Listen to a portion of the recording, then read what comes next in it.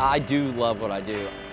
I will say farming it's definitely challenging. I mean, it's a really difficult way of life just because it doesn't go away. Clean off the bad leaves. The thing when it's just you out here harvesting. Just you doing it. Takes a pretty good while to get it all done. I mean, in wintertime, we'll work, literally 12, 14-hour days, and you're tired and you're exhausted, but in the summertime, you'll work 4 or 5 hour a day, and you're much more exhausted than you are in the wintertime just because the heat takes it out of you so much. I do provide for my family. I've got, married, got 4 kids, and live here on the farm, and, my dad lives here on the farm, and this is what we do solely for, for our income, for our living. People are always just saying, like, just you and your dad, you run this whole farm, and you guys do all this together.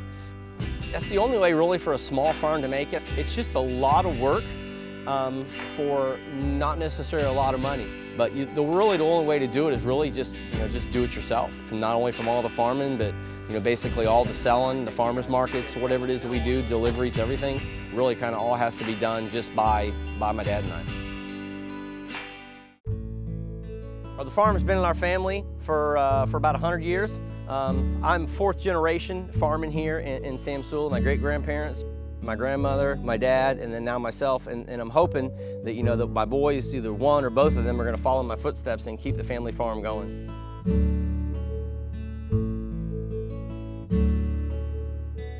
My great-grandparents moved here from Slovenia back in 1913. Some of them came in via Cleveland, Ohio. Some of them came right here in Indian Springs, which is just west of New Smyrna Beach here.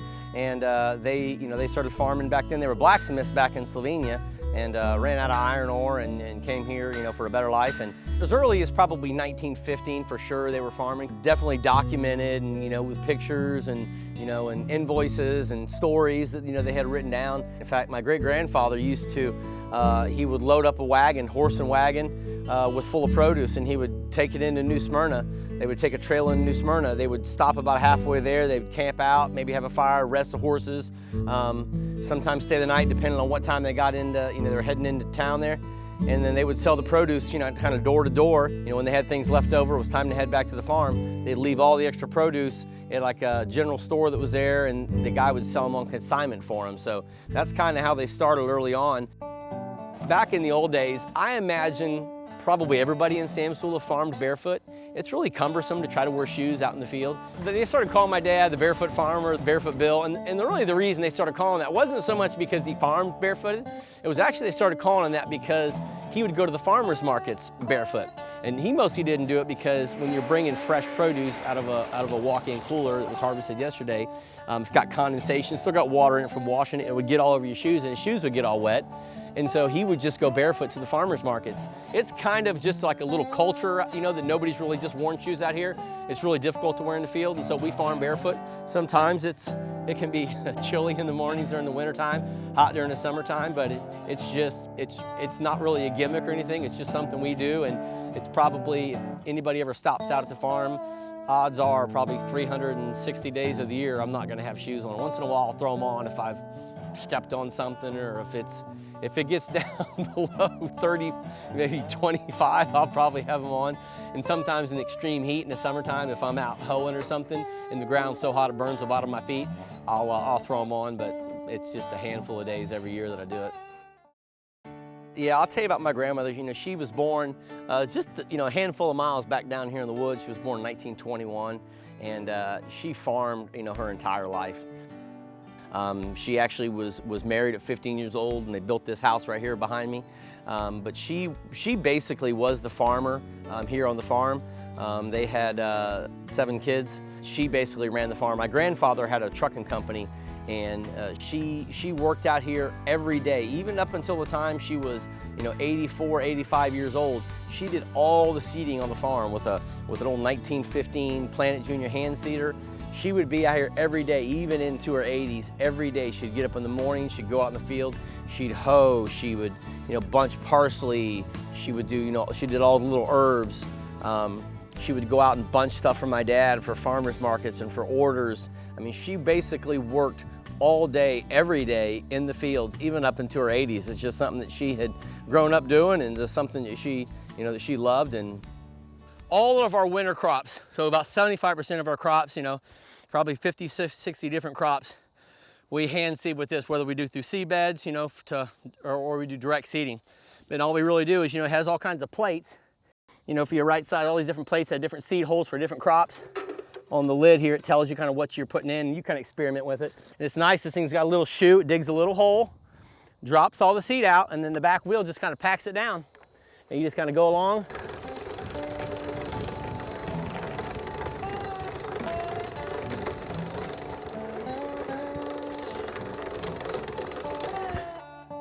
But this is what my grandmother did on the farm. She seeded, up until she was probably about 84, she did all the seeding on the farm like this, which, you can tell just a little bit of feed, I'm just a little bit winded. When you're doing, like, we'll do 4 rows of carrots, and that's up and back, up and back, up and back, up and back. It's exhausting. I have to stop. I'll rest about halfway for a couple minutes. Not only does it get you a little winded, but it also, your hips, it's just funny to hold it to the side like that because of the raised beds. You can't walk on top of the beds, you can't straddle the bed, so we just do it to the side like that. And it's effective. There are seeders out there we could buy and we could do, but for now, this is what we've always done, and this works. And it's an old piece of equipment, but reliable. So we're transplanting cauliflower and Brussels sprouts today, and we raise these all from seed. And then when they get large enough, 4 or 5 inches tall, we'll pull them up out of the ground, and then we plant them in fresh ground, and we transplant them. This is a mechanical transplanter, probably from the 1950s, and it has an arm, just comes around, we'll put it in, and it releases the plant right at the right time, and the wheels pack it down and gives it just the correct spacing, so then this stuff will grow up into harvest, and it'll be ready to harvest in 4 weeks or so, depending on the weather. And the tractor just moves by itself. It has a little rubber V piece here that squeezes the plant in nice and easy, just enough to hold it in place, and then just as it gets to the bottom, just opens up and releases the plant, and perfect. We put it out just the right distance to get the roots out where we need them. It's nice out here, when you're planting and the weather's going good. It really is. It's peaceful, it's nice, it's enjoyable. And when the weather's bad, you do probably 10 times the amount of work for the same amount of crops. A lot of people ask us, don't you have a machine that harvests all that? And I say, no, we're basically the machine. Everything we do, everything is hand harvested. And there's not really a way to improve on coming down and harvesting these things. This time of year, where it's still a little bit warm, and you got temperatures that get up into the low 80s and high 70s, you have to harvest this stuff early in the morning. As the day goes on, the leaves get a little wilty, and you can't harvest them quite like you could first thing in the morning. So we try to get out here pretty close to daylight and get everything harvested. Usually I pull the patches just straight, but because this is a new patch, I'm kind of trying to find the bigger turnips, which is a little difficult considering they're under the ground. So these are really like a baby size right here, but a lot of the restaurants, even a lot of people now, with just all the with all the different cooking shows and things that they have on, a lot of people are really big into not just preparing food to eat, but also preparing food for presentation. So not only do we see the restaurants that are looking for, colorful, unique items, but you just see just your average, home cook. Some of these things, when I'm bunching them, I got to kind of mind out who's getting them too. If a restaurant's getting them, you kind of want them to have a certain cleanliness to them and look to them, and if they're buying them for retail, you want them to look a little certain way. So I'm always trying to get people to be real careful about handling the produce, because I say what it really takes to, first of all, seed this stuff in, grow it to a certain size, come out here, harvest it, put it on a tractor, bring it up to the barn, unload it into a washing vat, wash it up, pack it into another crate, load it into the walk-in cooler, unload it from the walk-in cooler, and bring it back for a display like at a farmer's market. There's a lot goes into that to make sure that this stuff is, taken care of and not damaged. This stuff here will go right to the barn, get washed right into the cooler, and it's ready to go to the farmer's market tomorrow morning.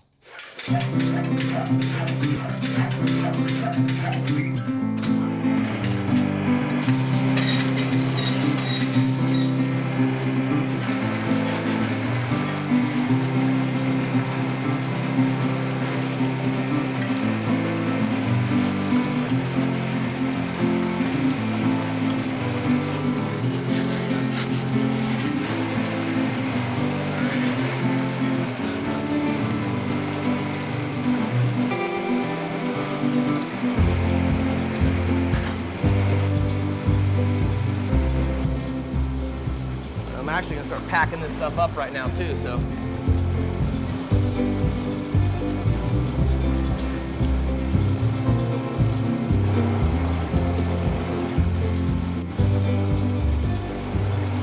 These are gorgeous, Dad.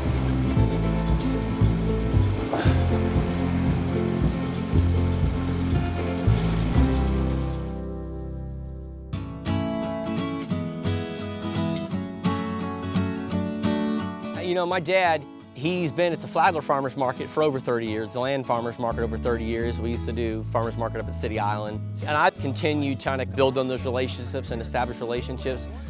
They're like a family here. Everybody knows, we know about their children, we know about their family. It's like a family here. You don't want a bag for that. You're gonna put it right in there. Right in here. I knew that. That's kind of really one of our few kind of like social outlets. It's like our retail time, you know, when we get to deal with the customers. You guys, how do you guys cook that? We cut it in half and put it in the oven for about an hour or so. You just make like pasta out of it. You put stuff on it or what? Yeah, and then we scoop it out with a spoon. Yeah, they're just touchstones, community touchstones. I've been coming here every Friday for 26 years, and they're always here. And we laugh, we joke. Because I heard Dad telling somebody that we've got arugula coming like next week, so there must be a new patch, but I couldn't find it. He knows I love arugula, and there's a certain times of year that they don't have it.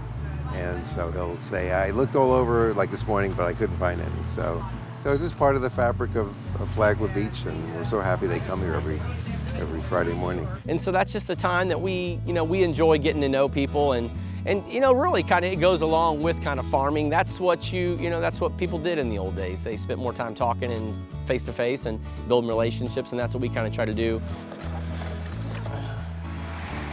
Oh, those shishitos, by the way, that we picked. Good morning. Yeah. They are loaded.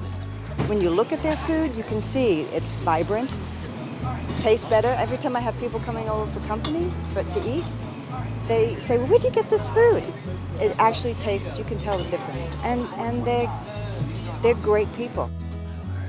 Looks like you got a pretty good amount. Have I got 7 pounds? We'll let you know here shortly. I think you do. I think you've got over 7, but you are $11 there then. You make them whole, put them whole in the jar, or you cut them up? Bread and butter. Oh, bread and butters, yeah. I love bread and butters. Yeah, I do too. You can't buy good ones in the store. No, you cannot. Yeah, the produce here is, you can't get fresher produce. It's usually picked the prior day. And the bonus, of course, is that we get to talk with Paul Tomazin and his family with Tomazin Farms. You guys want to get a basket of that okra? Yeah.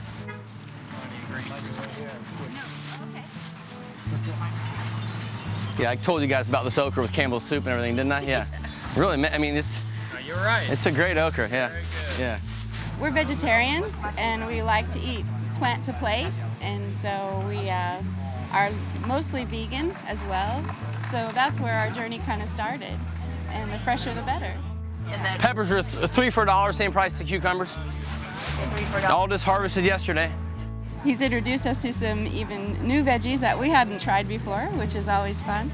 You know, every one of them kind of has a different story and a different appreciation for your food, and I really enjoy being able to provide that, you know. And I think about, you know, literally the thousands of families that we probably feed, you know, at some level every single year, and just how important that is. And so I do take some pride in that. I definitely would say I would not do this for the money.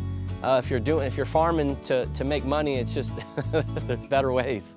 Let me get you guys some. But we have a handful of items that people just rave about. You know, cucumbers is one of them. People say, you know, your cucumbers are different than anything we've ever eaten before. Your broccoli is just different than any we've ever had before. Your lettuce is different than anything we've eaten before.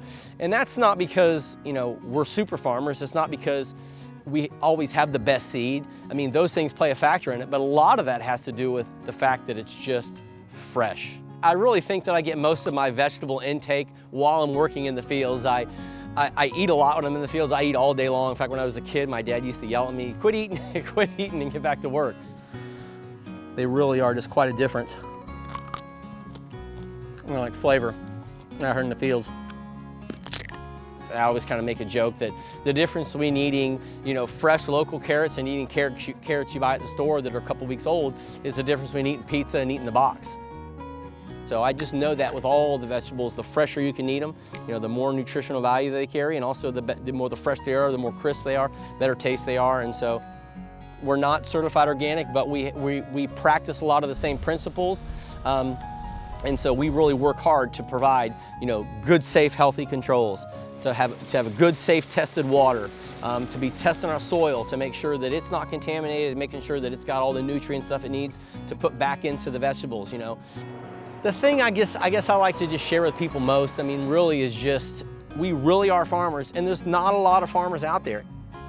We started doing the farm-to-table events with Crest Restaurant, but we've done them with several local restaurants, and it's really a way for people to come out and kind of see where their food's grown. Which is a simple little machine. We haven't had one for a number of years. We just got this one built here just a couple of years ago. The farm-to-table events are just one nice way, kind of an upscale way for people to come out, enjoy some local fresh produce that's being cooked by an area chef. Most of the people at farmers markets are not farmers, and so we've encouraged people, hey, to come out to see where your food's being grown, and we really want people to know that we're true farmers and we're not just, we're not vendors. We're not buying it somewhere and reselling. My name is Henry Salgado. I am chef owner of Spanish River Grill in New Smyrna Beach, Florida. We sell our produce to a variety of restaurants. A lot of restaurants here locally, they'll come out and pick up. Some we deliver to. What we do here at Spanish River is we encompass all things Latino, and then we put sometimes a Caribbean or Florida twist on it. We try to do as much local stuff as possible, whether it's seafood, local produce. It's not only good for the community, but I think it's healthy. How I met Paul Tomazin is through his family at the local farmers market. When Paul took over the farm, he really decided to market it towards using it not just for local farmers markets, but really pushing that whole local farm-to-table movement that was happening in the restaurant industry. What I got here is I'm dicing up some of Paul's delicious white turnips, and the skin on these things are so tender that we don't even really peel them. And what we'll do is we'll toss them with a little salt, pepper, some butter, and extra virgin olive oil, and we'll roast them in the oven until tender, and they're just delicious, just like that. He has a staple of stuff. So with the seasons, it's all seasonal. When he has okra, we use his okra. When he has eggplants, we use his eggplants. His greens and lettuces, when they're in season, that's what we use. But he does work with us. And he allows me to, he says, hey, is there anything that you want us to plant for you? And we'll say, yeah, there's these black radishes that we would love to have, which are really hot right now in the industry. So yeah, we work together like that. All right, what I'm doing here is I'm gonna saute up some of Paul's delicious tatsoi spinach, and we're gonna add some tomato for color. There's this big kind of disconnect between where people are getting their food from and them not knowing about it. And it really is a breath of fresh air to actually to be able to work with a farmer and to be able to be shoulder to shoulder with them, and it fills that void. We're here at the East End Market, which is a cultural local food hub in Audubon Park community. My name is Emily Rankin. I'm the owner and founder of Local Roots Farm to Restaurant Distribution and Florida & Co. Market and Eatery in the East End Market. Local Roots is really passionate about connecting chefs and farmers and building relationships between chefs and farmers that they both have time for, and helping create a market for local food here in our community. Chefs are a large driving force and buyer in the local food arena, and we wanted to make this product available and accessible for them. They put in orders for all the restaurants, and we sell to kind of a triangle between, kind of Melbourne area down to Miami, actually over to Tampa and Orlando, and kind of right in that general area. All those restaurants in between there, we sell produce to, and so they put in a big order every week, and we package it up by restaurant and sell to them. And so that gets the restaurants, all these restaurants that are into, kind of farm to table or farm to restaurant produce, we get it that way. We benefit the farmers in the community by giving them access points, helping them with marketing, helping build their brand integrity overall in the community. The Tomazin family farms was really directed around more growing for farmers markets at the time when we started working with them. Early on, they were a big commercial grower and they were shipping in all traditional markets to grocery stores. As the system changed and as you had to be a bigger and bigger farmer to play in that arena, they stopped finding success in that arena and started diversifying into being more of a farmers market centric grower. And what I was encouraging them to do is grow more colorful, more unique, more specialty crops so that the chefs would be excited about sharing those. And there's a lot of stores that are popping up, especially in the Orlando area. We sell a lot in the Orlando area. Little stores that are popping up, and they go around to all the different farms. I mean, and it's a job because, their markups aren't tremendous. And honestly, I think if farming's gonna continue to be sustainable and continue to be able to continue for generations, these farm to restaurant distributors and these local stores that are being willing to take the extra effort to go around and get local fresh products from around the Central Florida area and bring them into one location for people to shop is just really, really important.